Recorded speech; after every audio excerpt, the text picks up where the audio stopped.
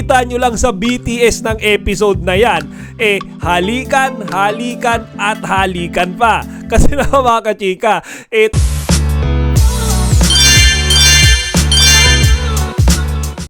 magandang araw mga kachika! Rigel po ulit ang inyong Chika Patrol. Bago tayo magsimula mga kachika, inaanyayahan ko muna kayong mag-subscribe dito sa ating munting channel para palagi kayong updated sa mga latest at nagtitrending ng mga showbiz balita. Uunahan ko na kayo mga kachika, kung mahina ang puso nyo sa kilig, huwag nyo nang ituloy ang panonood ng video ito. Yan mga kachika, binigyan ko lang kayo ng paalala.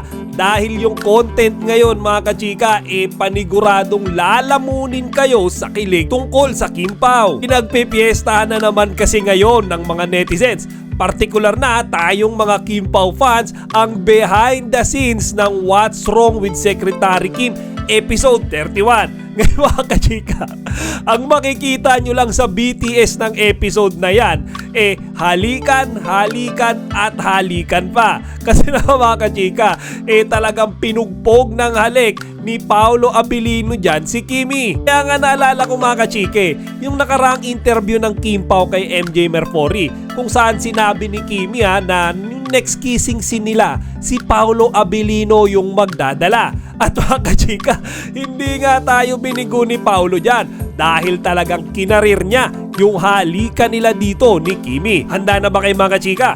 Tara, simulan nating panoorin.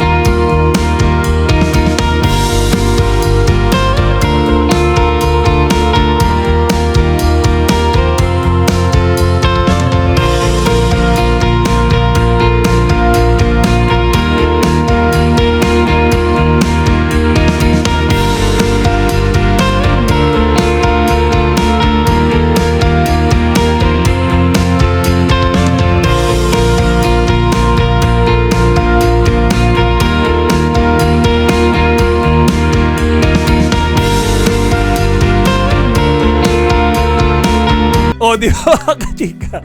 Sino bang hindi kikiligin dyan? Nakita nyo mga kachika, kahit si Kimi, hindi niya mapigilan kiligin. Di ba, kumbaga dinadaan niya na lang sa tawa yung kilig na nararamdaman niya. Yung unang napapansin ko nga mga kachika, di ba, habang si Paolo alam niyo yun, titig na titig kay Kimi dahil gustong gusto niya nang hinangin yung labi nilang dalawa. Itong si Kimi mga kachika, medyo nahihiya siya kay Paolo. Hindi ko alam kung bakit. Matagal naman na silang magkatrabaho, araw-araw silang magkasama, pero alam niyo yun mga kachika, nandun pa rin kay Kimi yung talagang sinasabi nating kilig kapag hahalikan na siya ni Paolo.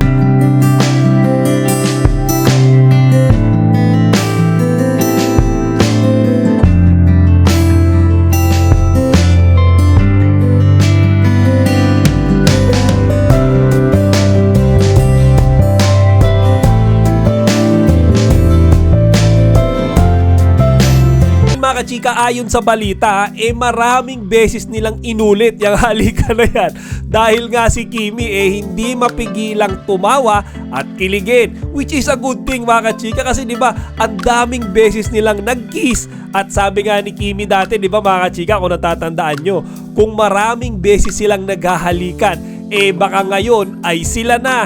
Para hindi na kami ulit-ulit. Yeah. Nakapag inulit-ulit yung kami na. Nakapag inulit-ulit yung kami na. Kaya ang masasabi ko dyan sa episode 31 ng What's Wrong with Secretary Kim, talaga namang nag-uumapaw na kilig ang ibinigay sa atin ng Kim Pao. Hindi nila tayo binitin mga kachika.